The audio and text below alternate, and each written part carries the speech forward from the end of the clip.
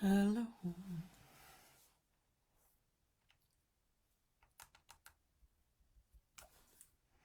Hi, gang. Oh, there we are there. Hi, how are you? Happy Wednesday. I'm early. Oh, fabulous. I love being early. I have this inbuilt thing of never being late for anything ever. And if I am ever late, I get really like frantic and panicky. So I like being early. Welcome, welcome, welcome. Who is with me live? Give me a hashtag live in the comments. Let me see who's about. And if you're getting me on the old replay, let me know that as well. Give me a hashtag replay in the comments. So I'll let a few get jumped on. There's the lovely Nicola. Hi, Nicola. How you doing? You seem to have been out partying a lot with your dancing buds. I hope you're getting to see them all again. Let's see, make sure. Right, so I need to. I have got a pile of clothes here. Pile of clothes. Right, tonight. Excuse me. Tonight we're going to be talking about clothes sizes. And this was inspired by a lady that I was talking to late last week about her absolute refusal to buy clothes in a bigger size. And it kind of got me thinking. I was like, that's actually quite a common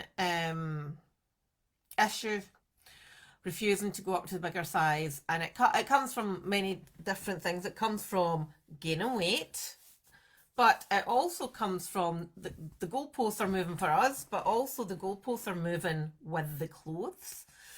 And it kind of got me over the weekend. It just kept popping back into my head, and I was like, I need to investigate a little bit more, um, and see where it takes me. And I thought it would be quite a good thing to talk about with you ladies, because I know for those of you that have worked with us before, it's probably something that had crossed your mind at some point. And if you haven't yet worked with us or have got no intention of working with us, it's just something to be mindful of um, about clothes sizes. So, one of the first things I found out today when I was when I was doing some research and looking at the numbers and whatnot. But did you know, see when Marilyn Monroe was around in the 50s? I'm not actually even sure what decade it was. But anyway, when Marilyn Monroe was like at her peak, and um, from my point of view, she's always been touted as being a curvy girl and a bigger girl, and not your traditional movie star, waif thin. But at the time, back in those days, Marilyn Monroe was a US size 14, which by our standards is an 18. In today's clothing, she'd be a US 6, which is a UK 10. So that's not, her measurements haven't changed. I mean, by God, she's been buried in the ground for how many decades? Maybe not that many, I don't know. But the clothes sizes, the goalposts have moved with the clothes. So it's not just the difference in decades, but it's happening all the time, and it's happening in our lifetime as well. So I had a quick nosy at a couple of brands today, and then I ended up in a rabbit hole and I nearly bought like 3 pairs of new jeans. So stop it, Emma, stop it. You do not need more jeans, as you will see in a minute. But I started looking at some shops and their clothes sizing, and there was I looked at Boden, so I love Boden clothes, and I find their fit quite nice. But when I looked at, I was like, what size do I wear in Boden versus what size do I wear everywhere else? And I looked at a sweatshirt company. I was about to buy a sweatshirt. As you can tell, I am a sweatshirt lover. But anyway, so I was looking at Boden. I was like, right, okay, I'm a size 10 in Boden normally, which is one of their smalls, which is absolutely grand. And their measurements that they give for that is a 34 bust, a 27 and a quarter waist to a 28 waist. So they have a buffer. and 36 to 37 inch hips as their measurements. But then this sweatshirt company that I looked at, I was like, right, okay, so if I'm a UK 10, that, and the sweatshirt company, that makes me a size 12 medium, and a size 14 is a large, and a size 14 to 16 is an extra large, and an extra extra large is a size 18. Yeah, in Boden, if you're a size 18, you're a large. It's very interesting. So it's very easy to see why we could all just go up in arms and going, oh my God, I've suddenly been a small here in Boden, next to M&S, John Lewis. And then all of a sudden you think you're a small elsewhere, but then when you go to try on something, the small doesn't go over your thighs, or the buttons don't go up over your chest, or whatever. And that's where we then take the hit in our esteem. Because, like, oh my God, I'm getting bigger and bigger and bigger and bigger. And it might not actually be the case. It might just actually be the clothes. Now, I wanted to just give you a visual. I don't know if this will come across because these are all quite dark items, right? So this is a pair of denims. These are Levi's. I think they're what model are they? Model design. I think they're a 311, which is skinny. Okay. So these are a 28. These are a next skinny size 10. Look at the difference in the next. That's like 2 centimeters of a difference. 2 centimeters. And I can feel that when I'm wearing them. And I have here an M&S. These are a 10. I'll hold these up against the next ones. There's a difference again there. In the M&S ones, I've got more in them. So, they are all what you would call a size 10. They're all comfortable. But some of them, the Levi's, are not as comfortable as the next ones when you put them on straight out the washing machine. You know, you've got your jeans, you've got to kind of jiggle into them a wee bit to get them warmed up. So certainly the Levi's are, their mix have got a wee bit more give in it. But anyway, one thing I remember being told this many, many years ago, and this is when I was petite. So at this point I was a size 8, in some things potentially a size 6. Very, very petite. And I will never get there again because literally I seem to survive on tiny cans of tuna and apples and vodka. But anyway, and I remember I was going to, I think it was just a party, and went to back to H&M and I was buying this dress, and I took the 8 into the changing rooms, and I tried on the 8 and it was quite neat. I was like, right, okay, I'll get the 10. And I went to try on the 10, and the 10 was smaller than the 8. The 10 wouldn't even zip up on the 8. And I was talking to a girl, and I was like, that is bizarre. Like, this says size 8 and this says it's a size 10. And she told me that in some shops, some manufacturers, they have a buffer. So say their size 8 must be a 33-inch bust. They have a 2 centimeter buffer either side. So we'll do it in centimeters, so I don't know what that is. 85 centimeters. So that 84 centimeter bust could actually be an 86 bust or a 32 bust, which then means that's a size 8 could have that difference. Then if you move that to a size 10, say the size 10 was an 87 centimeter bust, that could go all the way up to 89 centimeter bust, but also could come down all the way to 85. So if you do go to a shop and you pull off your normal size off the rack and you can't get the zip up, or you can't get your thighs in, do not panic. You may not actually have gained any size at all. It could be the clothes. So what I would always recommend that you do is you take in a couple of items of the same size, because there can be up to a 4 centimetre difference within the same size, which 4 centimetres is quite a lot when it's talking about your waist or your hips. So don't be alarmed, okay? So that's the other thing. So there can be that um, disparity. Now, when I checked earlier, I didn't know this, but there's no legal guidelines around clothes sizing in the UK. Basically, manufacturers have got the scope to do whatever they please, and different companies have very different sizing ranges. So, what did I pull out? Topshop, which has a size 8 waist measurement of 64 centimetres. Next, a size 8 waist is 68 centimetres. So that's 4 centimetres of a difference between Topshop and Next. And I think if you're, well, first of all, I don't think Topshop even exists as a bricks and mortar retail premises anymore, but fairly sure stepping into Topshop would have set off alarms now that I'm over 40. That used to be my haunt. Do you remember when Topshop used to do like their £5 drill and you get absolutely amazing stuff? Oh, amazing. Anyway, those days are gone.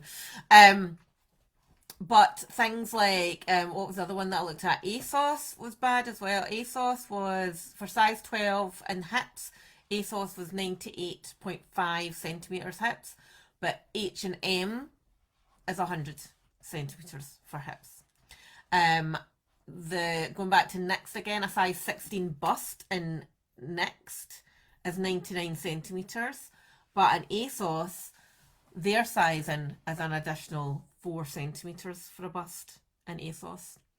So it just shows you the huge differences in clothes size, even against different UK brands, never mind where they're manufactured. Now, I think everybody probably knows, or I don't even know if it's true, but the cheaper the clothes, the less quality, the less material that they're going to use. So it would make sense for it to feel a little bit smaller. But then you've also got to add in that whole buffer, like, is there 4 centimetres of a difference within the same size? Okay. So we also have to consider our own body shape and our body shapes change as we age. Now, for those of you that have not caught any of the hormones training, as we get older, our hormones are changing and our metabolism is slowing down. So there's 2 different bodily functions going on at the same time.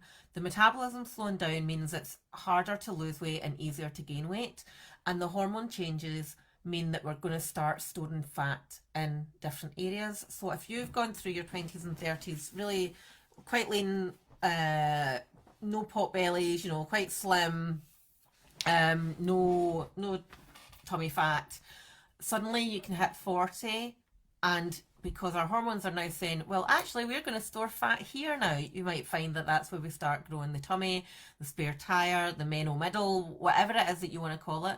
And that changes the silhouette, that changes how our clothes fit, and that can be the one thing that really, really fucks people off. It's like that. I've gone through all my life with this flat tummy, and now I've got to.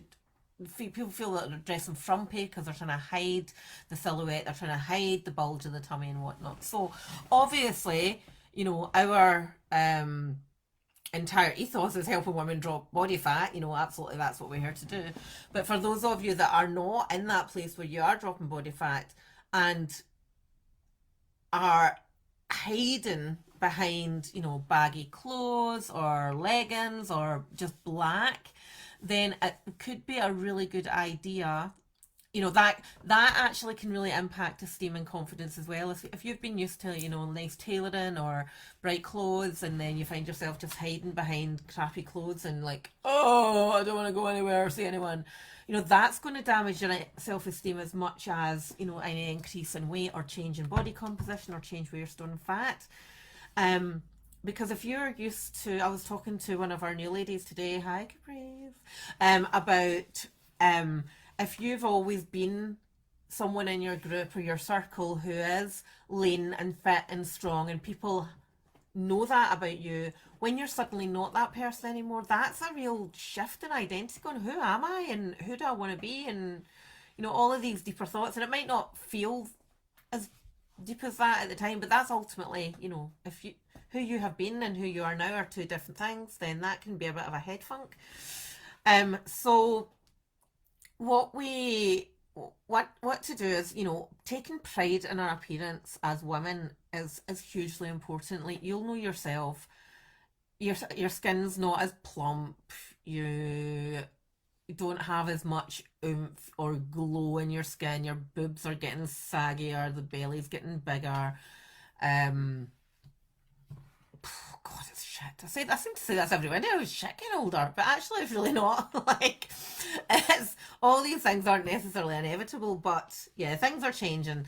So taking pride in ourselves, but also adjusting our approach is absolutely vital. So one thing that I am really, really keen to do is have a personal shopping experience. We've all got different body shapes.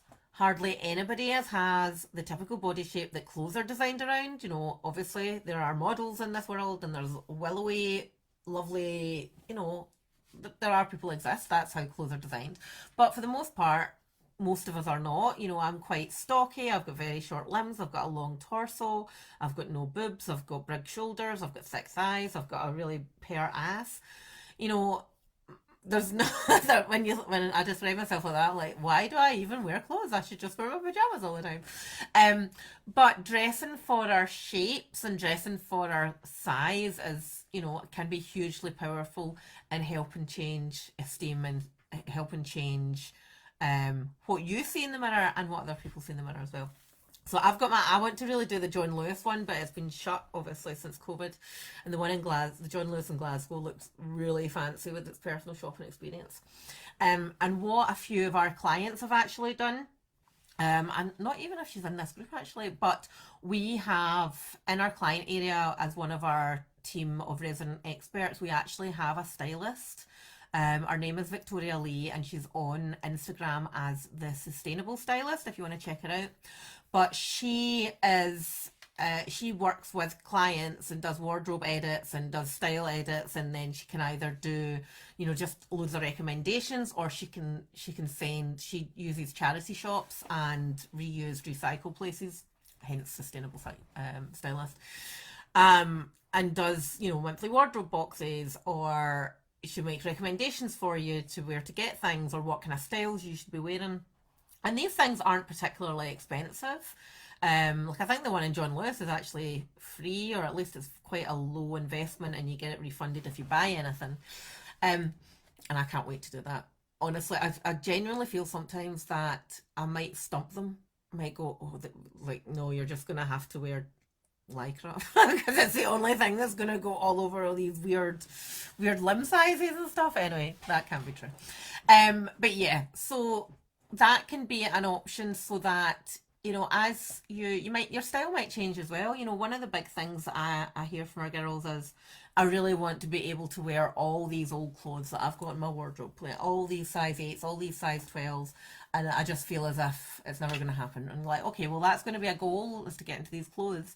And then when they drop a couple of dress sizes and they go to put on all these old clothes, they're like, I don't like this anymore. It's maybe a bit dated, or it's aging, or it's just not your style now. So it's actually it's a good thing to do, to actually reassess, what do you like now that you're 40, what do you like now that you're 50, what do you like now that you're 55, because chances are it's probably going to be very different from what you liked when you were 30. Mine really hasn't changed. I'm still a fan of a skinny jean and a band t-shirt. I'm just thinking, much more fan of a maxi skirt now though. Love a maxi skirt. Love it. So yeah, drop a wee comment in. Is this all making sense? Is this I can see young Bernie there going, that's me. I'm not sure what bit it was, Bernie, sorry. But yeah, does this all make sense? And understanding, I suppose, the psychological impact of having to change clothes sizes, but also the factual part that clothes sizes themselves are actually changing. to round about us.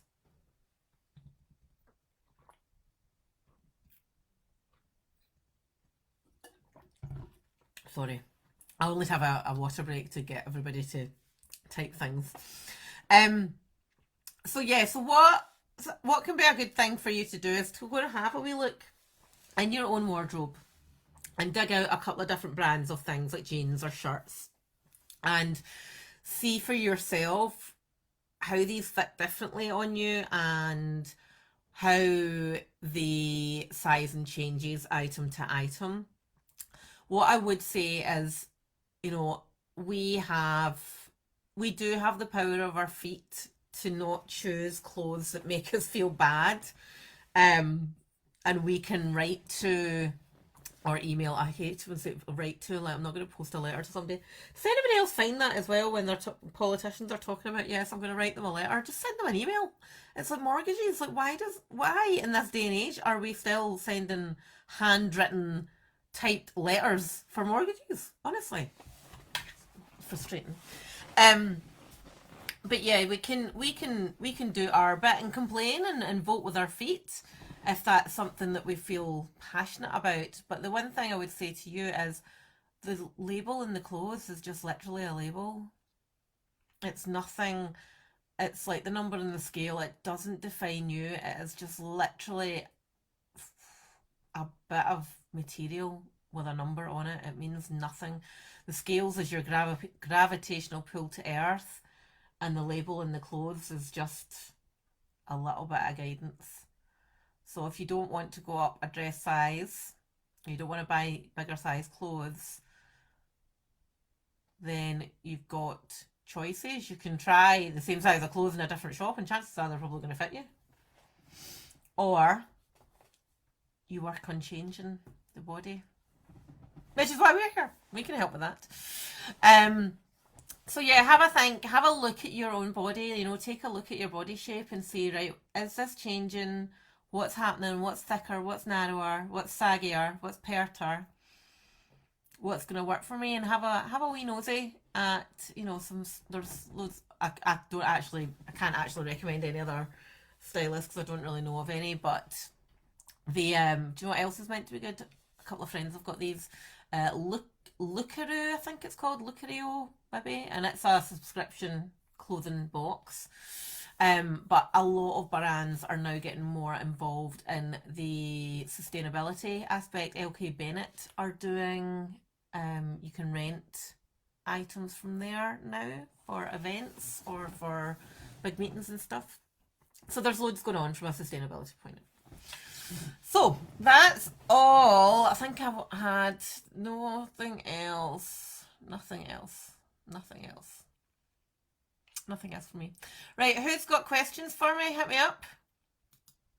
Hit me up. I'm here, ready and waiting for your questions. So while, if anybody's typing just now, I'm going to use some filler, talk about my, nope, not about my anything, about the fatigue fix. So I launched this last week as a fat loss, energy giving, happy hormone 90-day bespoke coaching program with a 20% discount for the first 5 people, and they have all gone, which is fantastic. So thank you everybody who has shown an interest, and thank you everybody for talking about it. Honestly, I appreciate so much, and this is a game changer of a program. So our number 5, if anybody's seen the Umbrella Academy, you'll know what I'm talking about. Number 5, our 5th lady has come on board today, so very much excited for her and working with her. You know who you are. I see you. And so, yes, but if anybody is experiencing fatigue, fibromyalgia, autoimmune conditions, then this is certainly something to have a chat with me about to see, can it help you achieve your body goals without having to push you into the gym 5 days a week and get you hungry, etc., etc. So you can just drop me a message or drop a comment below, and young Paula will get in touch with you. All right. So I'm going to go now, and I am having for dinner tonight a crossover between, it's kind of chicken curry satay. So I had some satay sauce left over from the other day, and I've added some curry powder and made it a curry. I feel like that was very easy to do, and it smells good. What y'all having for tea tonight? Drop us, let us all know. Hope it's all something yummers. Right, I'm not seeing any comments coming through, so you've either all buggered off or my live has stopped and I'm just talking to myself. Who knows? Who knows indeed. Right, my loves, have an amazing rest of your Wednesday. Have a good Thursday and Friday and get in about that wardrobe. Go and have a nosy and see what's happening in there. And I will speak to you all real soon. Have a tremendous evening. All right, speak soon, girls. Bye bye.